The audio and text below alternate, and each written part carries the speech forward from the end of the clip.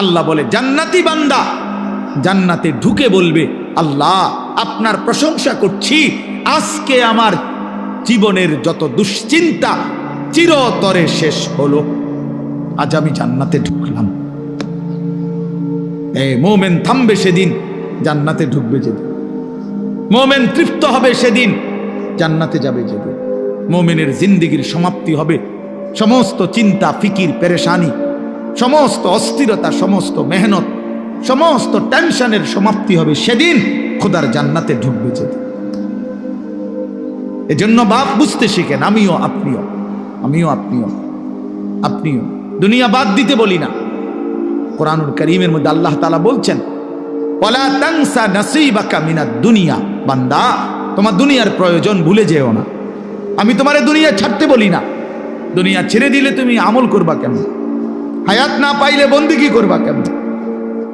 দুনিয়া বাদ দিতে বলে না, আখিরাতকে 24 ঘন্টা সঙ্গী বানাইতে বলছে, সঙ্গী বানাইতে বলছে। কোরআনে আল্লাহ দোয়া শিখাইছে, মুমিনের দোয়া। আপনারা সবাই পারেন এই দোয়াটা, সবাই এই দোয়াটা পারে। রব্বানা আতিনা ফিদ দুনিয়া হাসানা ওয়া ফিল আখিরাতি হাসানা ওয়া কিনা আযাবান নার। আয় আল্লাহ, আমি পুরা দুনিয়া চাই না, আল্লাহ আমি পুরা দুনিয়ার যা ইচ্ছা তাই চাই না। দুনিয়ার মধ্যে যা হালাল, যা পবিত্র, যা উত্তম, যা বৈধ, যা আপনার অনুমোদিত, আমাকে সেই হাসানা উত্তম যা তা দুনিয়ায় দেন। আখিরাতে যা উত্তম আপনি তা দেন, জাহান্নামের আযাব থেকে মুক্তি দিয়ে দেন। তাহলে দুনিয়া চাইতে নিষেধ করছে, উত্তমটা চাইবেন। আল্লাহ দুনিয়া দেন, তবে হালাল হারাম মিলাই আনা, হালাল দেন, জায়েজ না জায়েজ মিলাই আনা। সুদের টাকা, চুরির টাকা, কিস্তির টাকা, ঘুষের টাকা, ওজনে কম দেওয়া টাকা, বাটফারির টাকা, 3 নম্বরই টাকা, 6 নম্বরই টাকা, এমন টাকা দিয়েন না, মা লাগবে না। এমন দুনিয়া ছেড়ে দিলাম, এমন দুনিয়া ছেড়ে দিলাম। এজন্য বাপ, এটা ইনসাফের সাথে ভাবা উচিত। আপনাদেরকে বলি, একজনকেই বললাম, ফিকির কইরেন, ফিকির কইরেন। অনেক কিশোর যুবক ছেলে বুঝতেই চায় না, ওই মনে করে রং তামাশার এই জিন্দিগি এটাই শেষ, এটাই শেষ।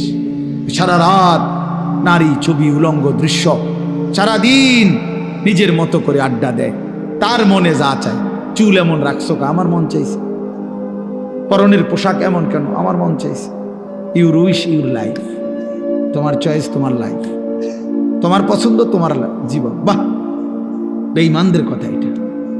ইউর লাইফ ইউর চয়েস, তোমার জীবন তোমার চয়েস, তোমার যেটা ভাল লাগে এটা করো।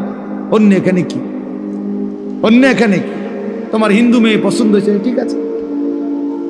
তোমার ইহুদি পছন্দ হয়েছে, হ্যাঁ ঠিক আছে, এখানে অন্য কি? তোমার যেটা ভাল লাগে এটা, তোমার যেটা মন চায় এটা, তোমার পছন্দই তোমার জীবন।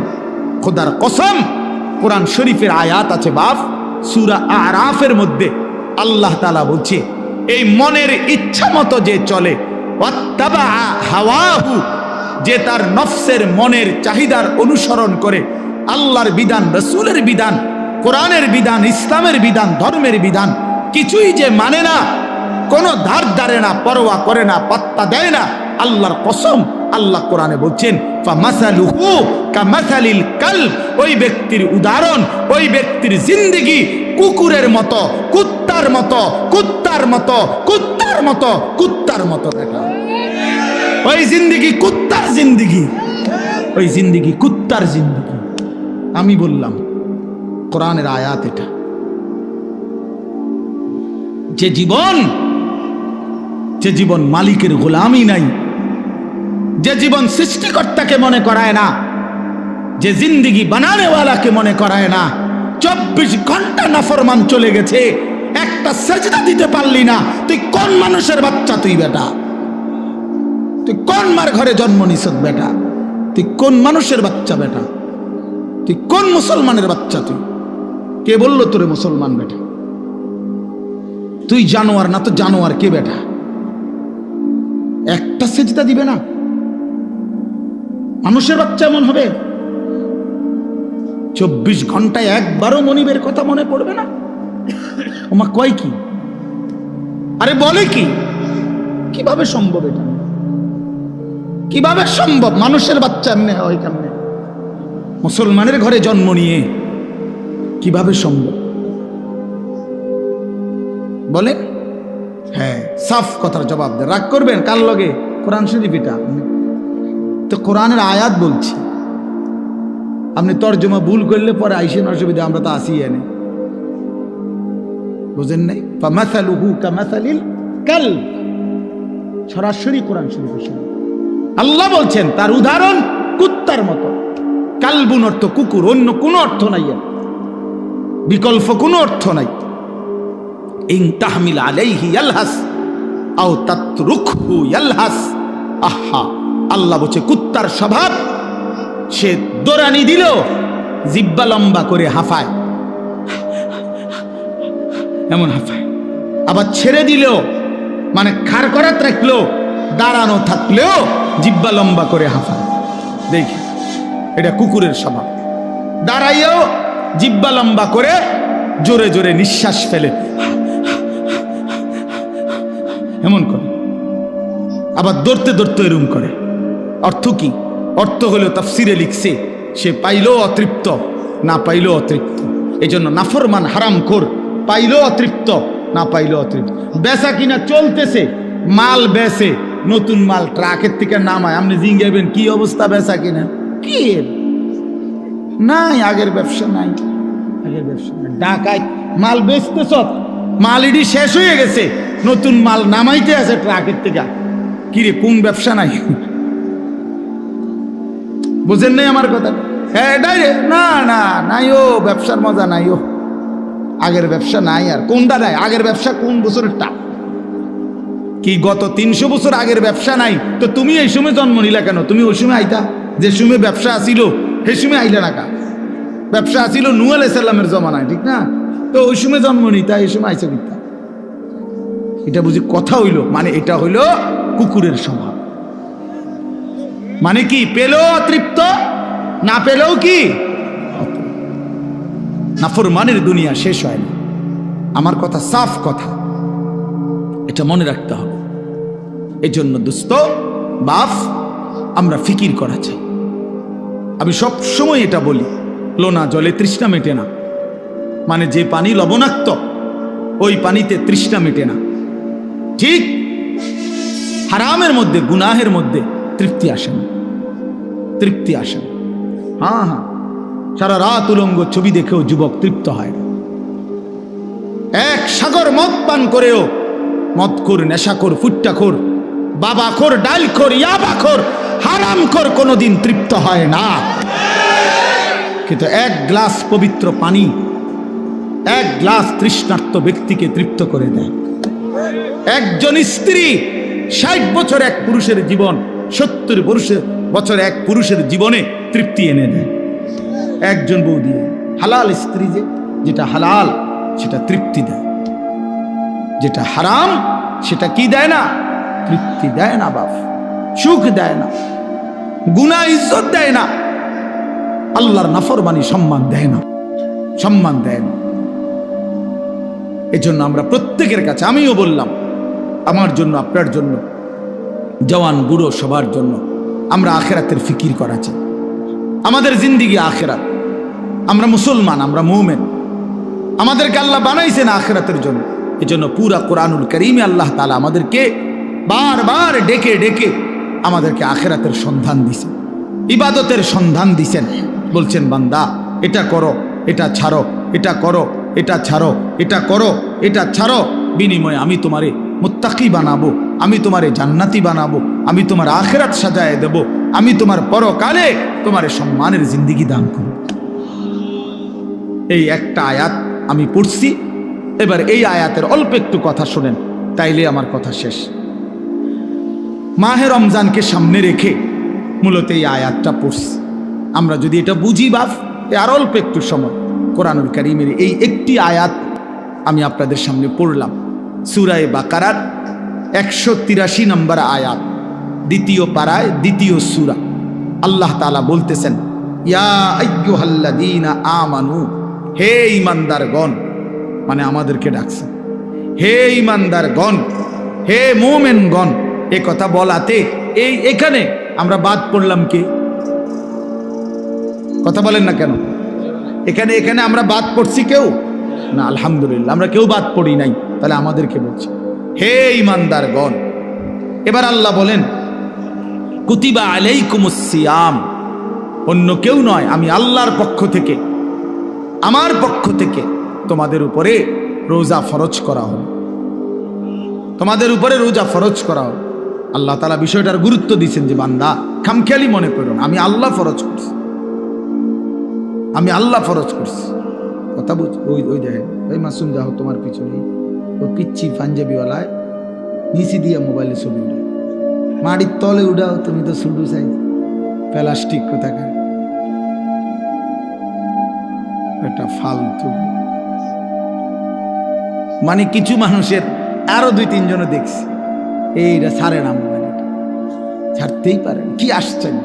মানে এটা এক ধরনের মানুষের স্বভাব, কিছু মানুষ। হ্যাঁ হ্যাঁ, না না, রোগ না, মানে এটা এক ধরনের মানসিকতা হলো যে হুজুর মূল কথা হলো আমি আসলে কারো কথাই শুনি না, তা আপনি হঠাৎ আপনার কথা শুই না আমার সিরিয়াল নষ্ট করতে আমি চাই না। জিন্দিগি, আমার জিন্দিগির একটা সৌন্দর্য আছে, আমি কারো কথা মানি না, কারো কথা শুনি না। কাজেই আপনি তারও কত বালা হুজুর কইছে আমি ছাড়ছি না, আর আপনাদের বুড়া হুজুর আইছেন মিয়া বৃন্দাসরতে, আপনি আমার ঠিক করে লাগবেন তোর মিয়া। এই গাদ্দার মানসিকতায়, গাদ্দার সিদ্ধান্তই নিয়েছেন আমার বাপ। আমি একটা মিনিট বুঝাই, না না খাওয়ার জন্য একটা জিনিস বুঝাইতে চাচ্ছি। হাদিসের মধ্যে আছে আল্লাহর নবী সাল্লাল্লাহু আলাইহি সাল্লাম বলছেন কিছু মানুষের দিল কালকুজে মিরবাদান, এই শব্দটা নবীজি বলছেন কিছু মানুষের অন্তর হয় এরকম, এই যে এইটা যেরকম উল্টায় রাখলাম এখন এরকম, মানে গ্লাস উল্টানো, গ্লাস উল্টানো, জগ উল্টানো, বালতি উল্টানো, মগ, এই শব্দের অর্থ হইল এইটা যদি এখন এমনি রাখে, মানে কোনো একটা গ্লাসে, তাহলে এইটার উপরে যদি আটলান্টিক মহাসাগরের পানিও ফালায় পূর্বে, এটা কেন? এই নবীজি এটা কালকুজে মিরবাদান, কিছু মানুষের দিল থাকে এমন উল্টানো যে এইটারতে পৃথিবীর সমস্ত আল্লাহর কথা, ওলামায়ে কেরামের সব কথা কিছুই তার কলিজায় আর ঢোকে না, কারণ এটা তো কি হয়ে গেছে, এবার তো আটলান্টিক সাগরের পানি তো আর লা ইয়ারিফু মারুফান ওয়ালা ইউনকিরু মুনকারান। নবীজি বলেন এই উল্টানো দিলে আর কোনো নেক কাজ তার কাছে বুঝে আসে না, কোনো গুনাহের কাজ আর ছোটে না। রাগ হইয়েন না ভাইয়া, আমি অনুরোধ করলাম বুঝতে শিখেন। শুধু আমি উপরের দিকে তাকাই আমার মতো বলে গেলাম, আমি এটার মানুষ না। ব্যক্তিগতভাবে আমার কথা হলো আমার শ্রোতা আমার আমানত, আমার সময় আমার আমানত। অতএব আমি এর জন্য সবার দিকে নজর রাখি, আল্লাহর কথার প্রতি মনোযোগী হইতে হবে। আল্লাহর নবী সাল্লাল্লাহু আলাইহি ওয়াসাল্লাম, আপনি জিজ্ঞাসা করেন হুজুরদেরকে, নবীজি 5 ওয়াক্ত নামাজের পরে আজীবন নবীজি একটা দোয়া, যে দোয়াগুলো নবীজি করতেন এর মধ্যে একটা দোয়া এইটা যে ইয়া মুকাল্লিবাল কুলুব সাব্বিত কলবি আলা দীনিক, হে অন্তর সমূহের পরিবর্তনকারী আল্লাহ, আপনি আমার অন্তর, আমার দিল আপনার দ্বীনের উপরে মজবুত রাখেন। আল্লাহ, সুখে থাকি দুঃখে থাকি, আনন্দে থাকি বেদনায় থাকি, রাতে কিংবা দিনে, আলোতে কিংবা অন্ধকারে, একাকিতে কিংবা প্রকাশ্যে, হ্যাঁ, ঘরে কিংবা মাঠে, নিচে কিংবা উপরে, সর্বাবস্থায় যেন আপনার গোলামি করি, আপনার সেজদা করি, আপনাকে যেন না ভুলি। আল্লাহ এমন একটা মজবুত দিল আপনি আমারে দান করেন। নবীজি এটা দোয়া করতেন, দোয়া করতেন। এজন্য আল্লাহর কাছে চাইতে হয় তৌফিক। আল্লাহুম্মা আইন্নি আলা যিকরিকা ওয়া শুকরিকা ওয়া হুসনি ইবাদাতি। আপনার ছেলেটা নামাজ পড়ে না চাচা, কয়দিন চাইছেন এটা? আল্লাহর কাছে চাইছেন কয়দিন? চোখের পানি ফেলছেন কয়দিন? অঝরে কাঁদছেন কয়দিন? ছেলের বিদেশের লাইগা কতজন হুজুরে কইছেন? ফুলার নামাজের লাইগা কয়জন হুজুরে কইছেন? বলেন। দোতলার ছাদ ডালাই এটা কইছেন কতজনের? রে ভাই দোয়া কইরো, দোতলার ছাদ ডালাই খাস একটা দোয়া করো। কিটা খাস দোয়া? কিটা আবার ছাদ ডালার মধ্যে আবার খাস দোয়া কি? মানে যাতে করে এমন ভাবে ডালাই হয়, ডালার লগে যেন নিচের দিকে ছাপ দিয়ে হয়ে যায়। খাস দোয়া নাইডা একেবারে জাঁতা দিয়ে যেন এটা নিচের দিকে যায়, এটা যেন ডাইবা যায় আর কি। শক্তর সাফে এমন শক্ত যেন হয় যেন এটা সাফের লগে ডাইবা যায়। দুনিয়া দুনিয়া নিয়ে এই পরিমাণ দোয়া চাইলেন, আখেরাতের দোয়া কই চাইলেন? কয়দিন বলছেন হুজুর দোয়া করেন বিবি যেন পর্দানসীন হয়, ছেলেটা যেন নামাজি হয়, মেয়েটা যেন চরিত্রবান হয়, ছেলের বউ যেন নেককার হয়, নাতি নাতনি যেন কোরআন পড়নেওয়ালা হয়। কয়দিন বলছেন? আখেরাত চাইলেন কয়দিন? দুনিয়া চাইলেন কয়দিন? কয়দিন চাইলেন? এই জন্য ইনসাফের সাথে ভাববেন। তো আল্লাহ তাআলা বলেন, ইয়া আইয়ুহাল্লাযীনা আমানু কুতিবা আলাইকুমুস সিয়াম, বান্দা আমি ফরজ করেছি, এটা আমার ফরজ, রমজান রোজা তোমাদের উপরে ফরজ করা হলো। কামা কুতিবা আলাল্লাযীনা মিন ক্বাবলিকুম, আল্লাহ বলেন ঘাবড়াইও না বান্দা, পারবা। হঠাৎ করে লাভ দিয়ে উঠতো না যে আমি 8টার থেকে 9টা বাজতেই নাস্তা দেরি হলে আমার মাথা গরম হয়ে যায় হুজুর, আমি পারতাম না। আল্লাহ বলে না, পারবা। তোমাদের পূর্বেও সমস্ত ইমানদার বান্দাকে আমি আল্লাহ এই রোজা ফরজ করেছিলাম, তারা যেহেতু পারছে তুমিও পারবা। এবার আল্লাহকে বললাম, আল্লাহ যদি বলেন, আল্লাহ বলতেছেন যদি বলেন আল্লাহ হঠাৎ করে আমার উপোস, এই যে 11 মাস কি সুন্দর খাওয়াইলেন পড়াইলেন, হঠাৎ করে আমার খানা পানি, আমার হালাল স্ত্রীর সাথে আমার সম্পর্ক বন্ধ করে দিলেন কেন একটা লম্বা সময়? আল্লাহ বলেন, বান্দা অভাবের কারণে না, আমার ভান্ডারে কমে গেছে এই জন্য না, বরং লাআল্লাকুম তাত্তাকুন, আমি আল্লাহ এই রোজার মাধ্যমে, রমজানের মাধ্যমে 1 মাসেই আমি আল্লাহ ওয়াদা দিচ্ছি তোমাকে মুত্তাকি বানাবো, আর 1 মাসের মুত্তাকি হলেই 1 মাসেই জান্নাতি বানায়। 1 মাসে মুত্তাকি, 1 মাসে জান্নাতি। লাআল্লাকুম তাত্তাকুন, এই 4টা কথা এখানে, মোট 4টা কথা। আমারে আর অল্প একটু সময় দেন। এই 4টা কথা এখানে। 1, হে ঈমানদারগণ। 2, তোমাদের উপরে রোজা ফরজ করা হলো। 3, তোমাদের পূর্ববর্তীদের উপরেও ফরজ করা হয়েছিল। 4, তোমাদেরকে মুত্তাকি বানানো হবে। কয়টা কথা হইল? এই 4টা কথার 4টা সামান্য একটু ব্যাখ্যা বলি। 1 নাম্বার হলো ইয়া আইয়ুহাল্লাযীনা আমানু, হে ঈমানদারগণ। প্রিয় ভাই আমার নওজোয়ান, এই কথাটা ইনসাফের সাথে 1টা মিনিট শুধু শুনেন। এই শব্দটা কোরআনুল কারীমের মধ্যে 89 বার আছে। 89, 8, 9। তাইলে আমার প্রশ্ন হইল, আল্লাহ তাআলা 89 বার কোরআনুল কারীমে আমাদেরকে ডাক দিছে, তোমারে ডাকছে, আমারে ডাকছে। আলাদা আলাদা চিন্তা করলে এখানে আমরা যারা বসছি আমাদের প্রত্যেককে ডাকছে কিনা? হে ঈমানদার, হে ঈমানদারগণ, হে ঈমানদারগণ। 89 বার ডাকছে, 89 বার। 89 বার ডেকে কখনো বলছে নামাজ পড়তে, কখনো বলছে রোজা রাখতে, কখনো বলছে হজ করতে, কখনো বলছে গুনাহ ছেড়ে দিতে, কখনো বলছে আল্লাহ তাআলার ইবাদত করতে। এইভাবে 89 বার কোরআনুল কারীমের মধ্যে বলছে। 23 বছর লাগাইয়া বলছে। 30 পারা কোরআনের মধ্যে বলছে। জিব্রাইলের মাধ্যমে পাঠিয়ে বলছে। প্রিয় নবী সাল্লাল্লাহু আলাইহি সাল্লামের কাছে নাজিল করে বলছে।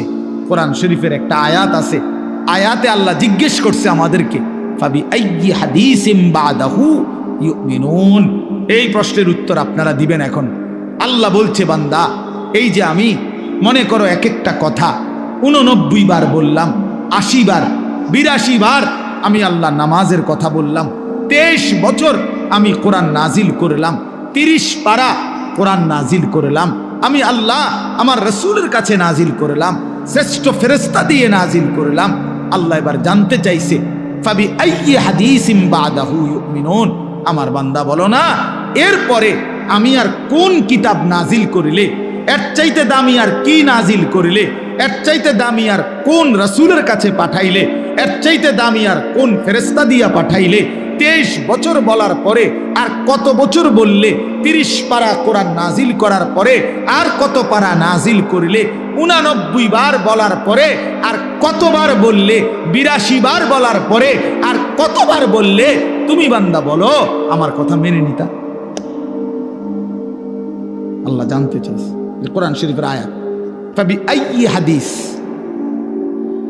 29 পারায় ওই সূরাটা আছে, ওই সূরা মুরসালাত, ওই সূরার মধ্যে আল্লাহ এটা জিজ্ঞেস করছে, বান্দা বলো না আমি আল্লাহ আর কি বললে, কেমনে বললে, আর কতবার বললে তুমি আমার কথা মেনে নিতা। অতএব বাপ যারা নামাজ পড়েন না, নওজোয়ান ভাই তোমরা যারা নামাজ পড়ো না, দোস্ত ইনসাফের সাথে এই রাত অন্ধকারে একাকী একটা মিনিটের জন্য হইল যদি মায়ের বুকের দুধ পান করে থাকো ভাইয়া, তো একবার হলো, যদি মুসলমানের ঘরে জন্ম নিয়ে থাকো বন্ধু, একবার হলো ভাইবো যে তোমার আল্লাহ তোমার কাছে জানতে চাইছে যে বান্দা আমি আর কতবার বললে, আমি আর কত পারা নাজিল করিলে। আমি 23 বছর বলে গেলাম, 23 বছর বলার পরও যেহেতু হয় নাই, তুমি বলে দাও বান্দা আমি আল্লাহ আর কতবার বললে, কত বছর বললে তুমি আমাকে মেনে নিতা, আমার কথাগুলো মেনে নিতা। কি বলবেন? হ্যাঁ, কি জবাব দিবেন বলেন? জবাব দেন। বেনামাজি জবাব দেন, সুদখোর জবাব দেন, এই হারামখোর জবাব দেন, বলেন। আর কত বছর বললে, কতবার বললে সুদ ছেড়ে দিতেন, আর কতবার বললে মিথ্যা ছেড়ে দিতেন। যেই বোনেরা বেপর্দা, ওই বেহায়া বেপর্দা নারীকে জিজ্ঞাসা করেন, এই অসভ্য বেহায়া নারী আর কতবার বললে তুই পর্দা করতি বোন, বল, বলেন। আহ, কিভাবে সম্ভব?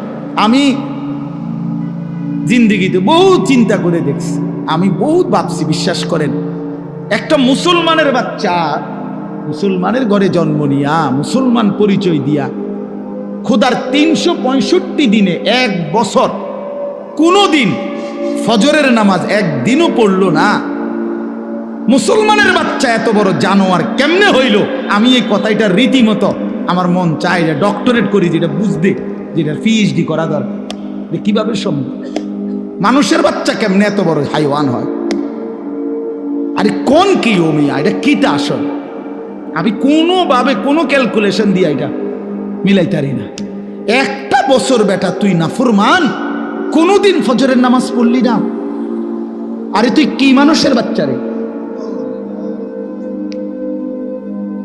এটা কিভাবে সম্ভব ভাইয়া? ওই কোন মার ঘরে জন্ম নিল? আহা, তার মা কোথায়, তার বাবা কোথায়? কিভাবে সম্ভব? ওই মা কেমনে মেনে নিল, ওই বাবা কেমনে মেনে নিল?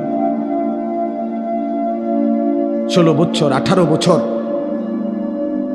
আপন ঘরে, মা বাবার ঘরে ঘুমায় সন্তান, কোনোদিন ফজরের নামাজ পড়ে না, মায়ের চোখেও এক ফোঁটা পানি নাই, বাবার চোখেও এক ফোঁটা পানি নাই। আহ, মা বাপ কেমনে মেনে নিল? সন্তানে বা কেমনে মেনে নিল? এভাবে কেমনে আল্লাহকে ভুলে গেল? ইয়া আইয়ুহাল ইনসান মা গাররাকা বিরাব্বিকাল কারীম। রব্বুল আলামিন বলে, বান্দা, হে মানুষ, আমার মতো দয়ালু মেহেরবান মনিব থেকে কে তোমাকে ধোঁকা দিল? কে দিল? এত বড় আসমান দিয়ে আমি আল্লাহ সাজাইলাম, এত বড় জমিন আমি আল্লাহ তোমার জন্য বিছিয়ে দিলাম, এত বড় কায়নাত আমি রব্বুল আলামিন বানাইলাম, বিনিময়ে আমি বুঝি একটা সেজদা পাইলাম না?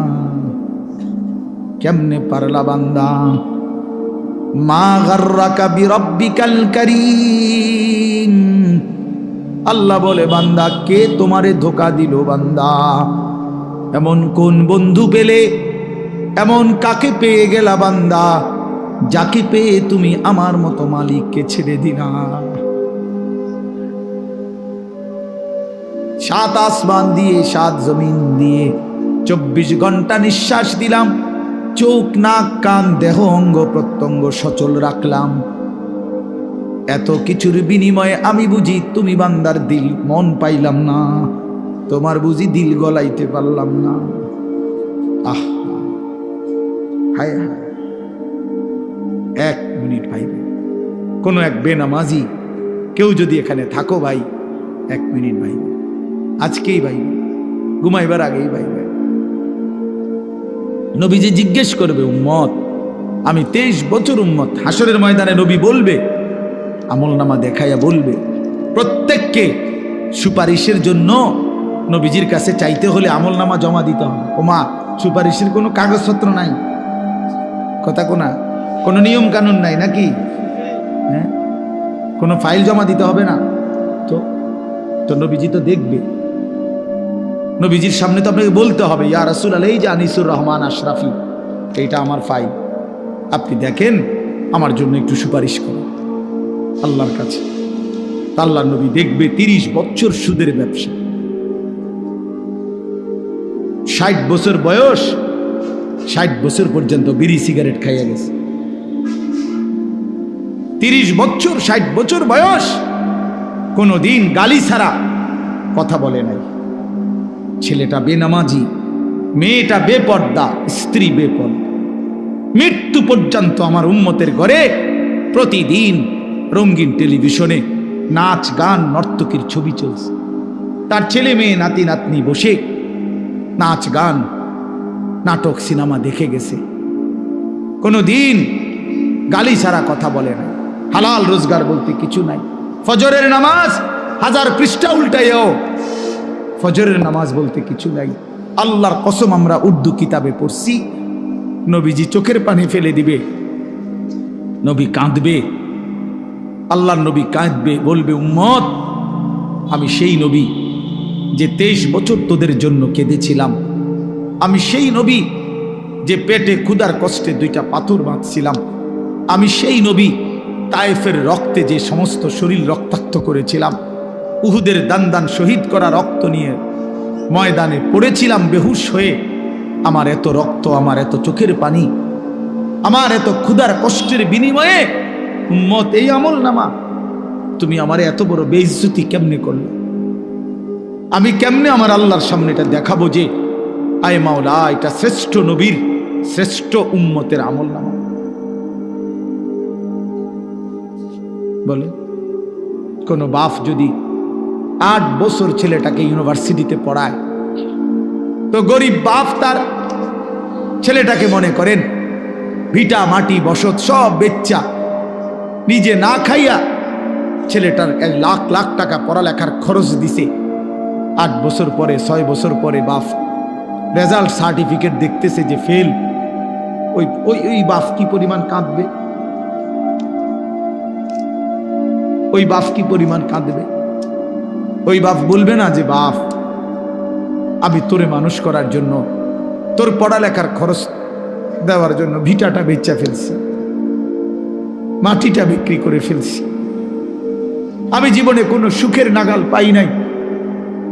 এই বছরও ভাই, এই গত হজ্জেও এক জিদ্দা থাকে এক প্রবাসী ভাই, আমি তো হজ উমরার সফরে গেলে প্রবাসীদের রুমে রুমে যাই, কইতে হুজুর আমি আজ 32 বছর সৌদি আরব জিদ্দায় পড়ে আছি। কেউ 18 বছর, কেউ 16 বছর। জীবনের এই সুখের সময়টা যারা কাটাইছে বিদেশের জমিনে, যৌবনের পুরাটা টাইম শেষ করে দিছে বাপ, বিনিময়ে সেই বাপ যখন দেখে তার ছেলেটা ফেল, তখন সে বলবে, বাপ, তুই আমার এটা কি দেখাইবি? তুই আমার এতগুলো টাকা, তুই আমার এত বড় বেইজ্জতি কেমনে করলি বাপ? এটা বলবে না? তো নবী সাল্লাল্লাহু আলাইহি সাল্লামও বলবে, খোদার কসম নবীজিও বলবে, আল্লাহর কসম নবীও বলবে যে, উম্মত, তুমি আমার এত বড় বেইজ্জতি কেমনে করলা? আমার এতগুলো চোখের পানির এভাবে কেমনে ফিরায় দেন? এই জন্য একজনই, আমি আবারও বলছি, আমি সংখ্যায় বিশ্বাসী না। কয়জন শুনছে? খোদার কসম আমার এটা কোনো ফিকির না, আমি এক ফিকিরের বিশ্বাসী, যে একজনই বুঝেন, একজন প্রিয় নবী সাল্লাল্লাহু আলাইহি সাল্লাম এবং সাহাবায়ে কেরামের কলিজার মধ্যে এই ফিকির ছিল মৃত্যু পর্যন্ত, যে আল্লাহ পাকের এক এক বান্দা কিভাবে জাহান্নাম থেকে বাঁচবে। এটাই ফিকির, এটাই আমাদের জিন্দেগি। হাদিসের মধ্যে আছে, আল্লাহর নবী সাল্লাল্লাহু আলাইহি ওয়াসাল্লাম তিনি বলছেন, ওয়া আনা আখিযুন বিহুজাজিকুম। এই বছর ইজতেমার মাঠে দ্বিতীয় দিন মাগরিবের নামাজের পরে আমাদের দাওয়াত ও তাবলীগের বিশ্ববিখ্যাত মুরব্বী হযরত মাওলানা আহমদ লাট সাহেব দামাত বারাকাতুহুমুল আলিয়া এই বয়ানে এটা বলছিলেন। আমি নিজে মাঠে বসে শুনছি যে আল্লাহর নবী সাল্লাল্লাহু আলাইহি সাল্লামের হাদিস, এটা আমরাও পড়ছি। নবী সাল্লাল্লাহু আলাইহি ওয়াসাল্লাম বলছেন, ওয়া আনা আখিযুন বিহুজাজিকুম। আল্লাহর নবী বলেন, উম্মত আমি তোমাদেরকে জাহান্নাম থেকে বাঁচাইতে চাই কিভাবে। এটার উদাহরণ দিতে গিয়ে নবীজি এই কথাটা বলছে। আমি এক মিনিট সামনে একটা জিনিস দেখাবো শুধু, মানে আমি ওনারে মহব্বত করি, তো আমি ওনার হাত ধরে বললাম, ভাই আপনার আমি হাতে ধরে বললাম, আপনি যায়েন না, ওইটা আগুন, আপনি ধ্বংস হয়ে যাবেন। উনি ঝটকা দিয়ে আমার হাত ছাড়াই নিল, এটা সম্ভব।